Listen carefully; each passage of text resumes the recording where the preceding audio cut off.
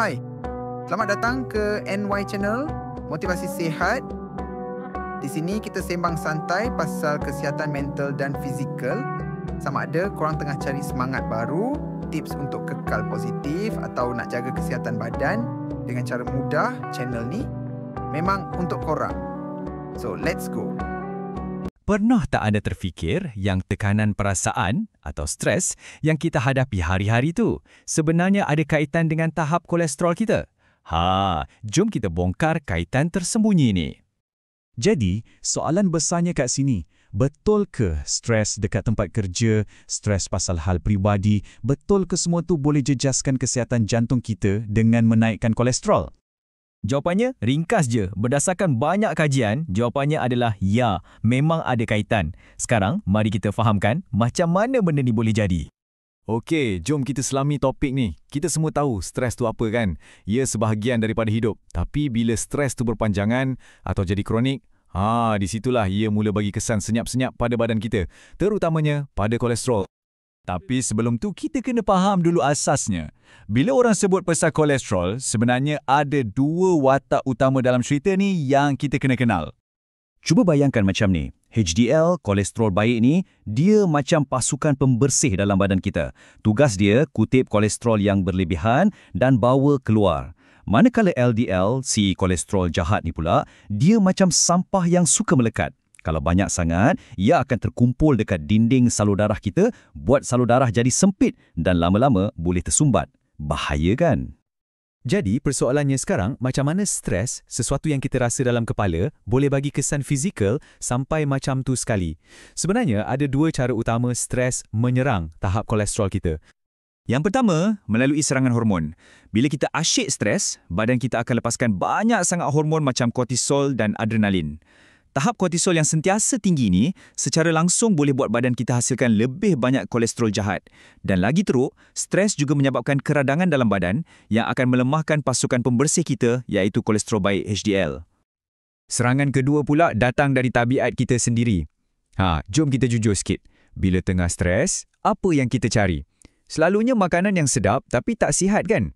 Makanan manis, makanan berlemak. Lepas tu, kita pun jadi malas nak bersenam, rasa nak baring je. Ada juga yang mungkin akan lebih kerap merokok. Semua tabiat untuk atasi stres ni sebenarnya jalan pintas ke arah kolesterol tinggi. Cuba tengok nombor ni, 71%. Angka ni bukan rekaan tau. Ia datang dari satu kajian yang dibuat pada pelajar perubatan yang nak ambil peperiksaan. Bayangkan, 71% daripada mereka mengaku stres. Dan yang membimbangkan, majoriti yang stres ni, tahap kolesterol baik atau HDL mereka didapati rendah. Ini bukti yang sangat jelas macam mana tekanan mental je pun dah boleh kacau tahap kolesterol dalam badan. Okey, walaupun stres ni nampak macam penjahat utama, tak adil juga kalau kita salahkan dia 100%. Sebenarnya, ada lagi beberapa punca tersembunyi lain yang boleh bagi kesan pada tahap kolesterol kita.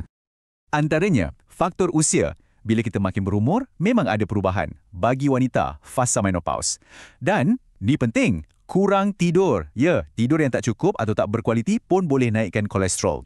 Selain tu, ada juga keadaan kesihatan lain macam kencing manis atau masalah thyroid, faktor genetik dan juga kesan sesetengah ubat-ubatan. Baik, kita dah faham masalahnya, kita dah kenal puncanya. Sekarang masuk bahagian yang paling penting. Apa yang kita boleh buat? Berita baiknya ialah kita boleh lawan dua-dua masalah ni, stres dan kolesterol, serentak. Salah satu senjata paling power bermula dari pinggan kita. Macam yang anda boleh baca, Diet DASH sangat-sangat disyorkan. DASH tu singkatan untuk Dietary Approaches to Stop Hypertension. Walaupun nama dia fokus pada tekanan darah tinggi, diet ni terbukti sangat hebat untuk kawal kolesterol juga. Jadi apa sebenarnya Diet DASH ni? Senang je. Ia bukan diet yang pelik-pelik. Fokusnya adalah pada makanan sebenar. Banyakkan makan buah, sayur, bijirin penuh, pilih protein sihat macam ikan dan ayam, produk tenusu yang rendah lemak dan jangan lupa kekacang. Paling penting, cuba kurangkan garam, gula dan lemak-lemak yang tak elok. Simple kan? Seterusnya kita kena serang stres tu sendiri. Bersenam. Ini cara paling best sebab ia macam bunuh dua ekor burung dengan satu batu. Stres hilang, kolesterol baik pun naik. Lepas tu jangan lupa luangkan masa dengan kawan-kawan dan keluarga, buat hobi yang kita suka dan cuba teknik relaksasi macam tarik nafas dalam-dalam. Dan tolonglah, pastikan tidur anda cukup. Jadi, kesimpulannya mudah je. Jaga kesihatan jantung ni bukan setakat jaga makan dan bersenam. Ia juga bermula dari cara kita jaga minda kita. Persoalan untuk kita renungkan bersama, adakah kita dah betul-betul ambil berat tentang kesihatan fikiran kita sama macam kita risaukan kesihatan badan kita? Fikir-fikirkanlah.